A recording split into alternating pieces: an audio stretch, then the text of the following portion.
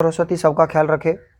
पिछले वीडियो में हम इस प्रश्न का पहला जो प्रश्न है 26 और 91, ये दोनों पूर्णांकों के युग्म हैं। इनके HCF और LCF निकाल के मैंने बता दिए थे और साथ में ही उनकी जांच करके बता दी थी। अब देखिएगा आगे मैं इसका जो अगला प्रश्न है उसको हल करवाने जा रहा हूँ। तो देखिएगा हमारा जो दूसरा प्रश्न है ये मैंने करवा दिया था, यह है प्रश्न। अब मैं जो दूसरा जो प्रश्न है उसको हल कर रहा हूँ। 510 और 92। सबसे पहले मैं 510 के अभाज्य गुणनखंड करता हूँ। 510 के जब मैं अभाज्य गुणनखंड करूँगा तो यह सबसे पहले 2 से विभाजित करूँगा और 2 से जब विभाजित करूँगा तो ये अपन का 2 बार चला गया और ये 5 बार चला गया और ये फिर 5 बार चला गया। फिर से मैं इसको फिर से करूँगा तो ये मेरा 3 से विभाजित हो रहा है, क्योंकि 5 और 5 10 और 2 12 12 जो संख्या है वह 3 का पूर्णांक है। मैंने फिर 3 का दिया तो 3 चौका 12 और 3 पंजे 15, 3 छः 18, 3 सत्ते 21, 3 अट्ठे 24 हो गया और बच गया 1 और ये 15 हो गया। 3 पंजे 15 85 हो गया। 8 और 5 13 हो जाते हैं, 3 से विभाजित नहीं है तो हम इसको 5 से करेंगे। 5 से देंगे तो 5 एकम 5 और फिर ये 3 हो गए, 3 बच गए और जब ये 3 हुआ तो ये 35 बन गया। तो ये 35 बन गया तो 5 सत्ते 35 17 हो गया और फिर 17 का सब मैं 17 में दूंगा तो 1 आ गया। अब देखिएगा आगे इसी तरह से जो 92 है उसके भी अभाज्य गुणनखंड करने हैं मुझे। 2 का दिया मैंने 92 में सबसे पहले और ये मेरा 4 बार चला गया, 1 बच गया 46 हो गया।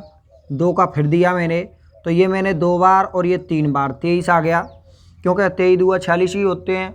अब देखिएगा आगे इसमें 2 का नहीं जा सकता तो डायरेक्ट 23 1 आ गया। तो हमारे जो अभाज्य गुणनखंड आए वो इस तरह से आए। अर्थात मैं ये कह सकता हूँ कि जो 510 है 510 बराबर 2 × 3 × 5 × 17 और साथ में ही हमारा जो 92 है उसके जब मैंने अभाज्य गुणनखंड किए तो 2 × 2 × 23।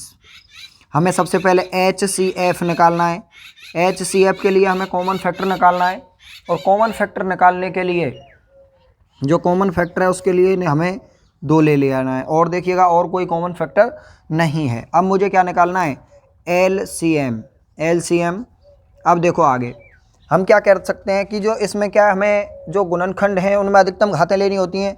तो 2 की घात किस गुणनखंड में ज़्यादा है तो 1 2 की घात 2, यानी जो 2 है उसकी घात 2 इंटू हमारा जो 3 है वो 3 की घात 1 इंटू हमारा जो 5 अंक है उसमें 5 इंटू और फिर हमारा 17 है इंटू 23। इस तरह से तो हम इसको जब गुना करेंगे तो देखिएगा किस तरह से हमारा जो LCM है 2 × 2 इंटू 3 इंटू 5 इंटू 17 इंटू 23। अब देखिएगा आगे 2 और 2 4, 4 तिया 12, 12 पंजे 60, ये मेरा 60 इंटू 17 इंटू 23। अब देखिएगा मुझे आगे ये दिखाई दे रहा है ना। अब देखो आगे मैं इसको गुना कर रहा हूँ 60 इंटू 17 इंटू 23। जब मैंने इसको गुना किया है तो 17 इंटू 6 तो देखो छकनक 36 6 सत्ते 42 हासिल 4 छकनक 36 6 एकम 6 6 और 4 10 102, अर्थात 102 0 इंटू 23। फिर मैंने इसको गुना किया है 23 0 का 0, 23 दुआ जो होता है वो 46 हो गया हमारा और उसके बाद फिर से 23 हो गया। 23 दुआ 0 का 0, 23 दुआ 46 और उसके बाद फिर मैंने 46 क्योंकि 0 है 46 लिख दिया और 23 का 23। तो हमारा जो आया यानी LCM और HCF का जो गुना आया वो आ गया 23,460, यानी हमारा जो वो है 23,460 आ गया। अब देखो आगे अब हमें क्या करना है इस 500 इसको यानी जो पूर्णांक है, अर्थात मैं ये कह सकता हूँ HCF इंटू LCM बराबर 23,460। अब मुझे पूर्णांकों का योग करना है, पूर्णांकों का गुणन करना है। और पूर्णांक कौन कौन से हैं 510 इंटू 92। जब मैंने इसको गुना किया है तो 0 का 0 आया, 92 का जब मैंने एक बार पहाड़ा लिया है तो 2 आ गया, हासिल मेरा 9 आ गया, हासिल जो है वो अपना 9 आ गया। अब देखिएगा आगे मैं ये कह सकता हूँ 92 को मैं 92 का पहाड़ा 5 बार लूँगा तो 92 इंटू 5, 5 दूनी 10 और 5 नाम 45 और एक 46, अर्थात तो 460।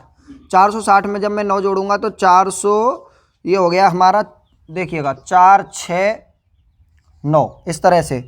तो हमारा ये कुछ, तो देखिए जो ये हमारा 46,920 आया पूर्णांकों का योग। और HCF जो हमारा आया था, HCF हमारा आया था वो 2 आया था, और LCM जो आया था 23,460 आया था। अब हमें HCF और LCM का गुना करना है, जो मैंने इसको फिर 2 से गुना किया है। और जब मैंने इसको 2 से गुना किया है तो 0, 6 दूनी 12, 4 तिया 12, और ये हो गया आपका, जब मैंने इसको 2 से गुना किया है तो देखो 6 दूनी 12, 4 दूनी 8 और एक 9 हो गया, है ना, और 3 दूनी 6 हो गया, और ये हो गया अपन का 4, अर्थात 46,920। अर्थात मेरा जो HCF और LCM का गुना है वो भी 46,920 आया, और पूर्णांकों का जो योग है वह भी 46,920 आया। अर्थात मैं क्या कह सकता हूं कि पूर्णांकों का गुणन बराबर HCF इंटू LCM, यानी हमारी जो ये दोनों वैल्यू थी वो बराबर आ गई, और हमें यही तो दर्शाना था। देखिएगा, जांच कीजिए, यही तो जांच करनी थी। अर्थात हमारा जो ये प्रश्न है इस तरह से कंप्लीट होता है। आप इसको उतारिएगा। अब मैं अगला प्रश्न आपको कराऊंगा। तो अब हमारा जो तीसरा प्रश्न है उसको मैं कराने जा रहा हूं, जिसमें 2 पूर्णांक हैं 336 और 54। इनके मैं अभाज्य गुणनखंड करूंगा। सबसे पहले तो 336 और 54। तो देखिएगा 336 और 54 जो है, इसमें सबसे पहले मैं जो 36 है, 336 है, इसमें 2 से डिवाइड करूंगा। तो देखिएगा एक बार गया, ये 13 हो गया, मैंने इसमें 6 का दिया, 6 दूनी 12 हो गया, और फिर एक बच गया, 8 दूनी 16, फिर से मैंने 2 का दिया, 8 दूनी 16 हो गया, ये 84 हो गया। इसके बाद फिर से मैंने 2 से डिवाइड किया, ये मेरा 4 दूनी 8 हो गया, ये मेरा 2 दूनी 4, 42 हो गया। मैंने 2 से फिर से दिया, और ये 2 बार और ये 1 बार, 1 की 2 42 ही होता है। फिर से मैंने इसको किया है, 3 से विभाजित कर दिया, 3 पंजे 15, 3 छिक्की 18, 3 सत्ते 21 हो गया, 7 का, और ये 1 बार हो गया। तो इस तरह से इसके अभाज्य गुणनखंड हो गए। अब इसी तरह से 54 जो है, इसके अभाज्य गुणनखंड कर रहा हूँ मैं। 2 का दिया, और 2 का देने के बाद ये मेरा 2 दूनी 4 और 7 दूनी 14, 27 दूआ 54 ये होता है। इसके बाद मैंने 27 जो है इसको मैंने डिवाइड किया है, और इस 27 को मैंने 3 से डिवाइड कर दिया, 9 तिया 27 होता है। फिर मैंने 3 से विभाजित किया इसको, फिर 3 बार, और फिर 3 से किया, फिर 3 बार। अर्थात मेरा जो अभाज्य गुणनखंड है 54 के भी हो गए हैं। अर्थात 336 है, 336 है वो 2 into 2 into 2 into 2 into 3 into 7। इसी तरह से जो 54 है, 54 बराबर 2 इंटू 3 इंटू 3 इंटू 3। हमने देखा है कि इसमें 2, इसमें 2, तो हमें HCF निकालना है। HCF निकालने के लिए 2 कॉमन है दोनों में, इंटू 2 के बाद और कोई कॉमन नहीं है इसमें। उसके बाद एक 3 इसमें कॉमन है, एक 3 इसमें कॉमन है, अर्थात 3। अर्थात हमारा जो HCF आ गया वो 6 आ गया।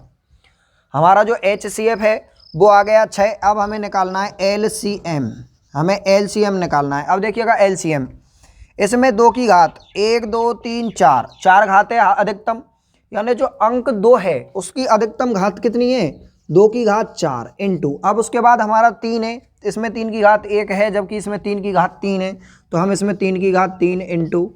उसके बाद हम क्या लेंगे, 3 के बाद कोई भी अंक है तो वो 7 है, तो हम 7 ले लेंगे, ले लिया।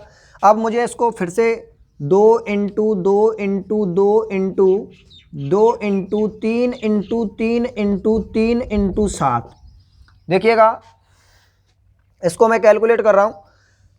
जब मैं कैलकुलेट करूँगा तो 2 दूनी 4, 4 दूनी 8, 8 दूनी 16, तो 16 इंटू 3 9, 9 27 इंटू 7, इस तरह से किया है इसको मैंने। अब 16 और 27 को गुना करते हैं और उसके बाद 7 को गुना करते हैं। तो देखिएगा आगे, तो 16 और 27 को जब गुना किया है तो 432 आ गया। इसको मैंने 7 से गुना किया है, तो 7 से गुना करने पर यह आ गया 3024। अब देखिएगा जो हमारा HCF जो आया है, हम ये कह सकते हैं कि जो HCF जो हमारा आया है वो क्या आया है, ध्यान से देखना है आपको। HCF जो हमारा आया था वो 6 आ गया, और एलसीएम जो था हमारा 3024 आ गया। HCF इंटू एलसीएम और मैंने इसको 30 24 इंटू 6 तो देखिएगा 18144 आ गया। ठीक है, क्योंकि हमने इसको गुना किया है। उसके बाद हमें पूर्णांकों का गुना करना है और पूर्णांकों का गुना करना है तो देखिएगा पूर्णांक